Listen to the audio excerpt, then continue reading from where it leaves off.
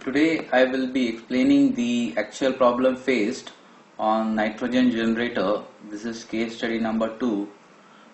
During the inerting of cargo tank prior to loading at Asolia, all 4 nitrogen compressors were running.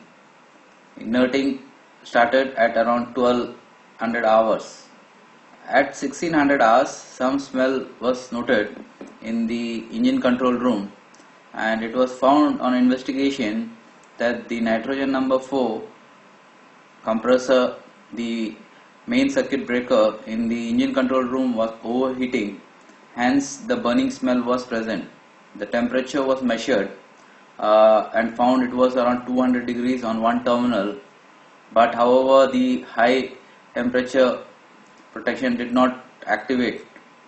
The N2 compressor was stopped immediately and the main circuit breaker was switched off. Upon checking, it was found that the N2 compressor motor terminals shoes were not properly crimped. The motor insulation was found to be 500 ohms.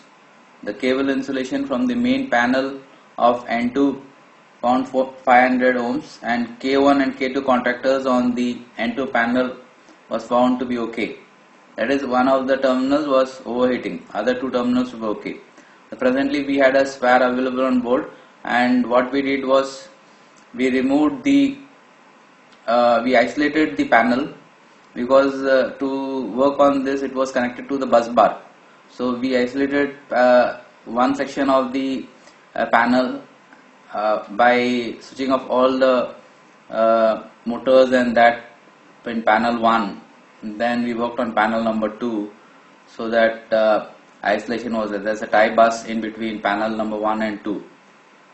So spare breakers we installed, and later we found that the system was working all right. So you have to always cross check the terminals while engine is running.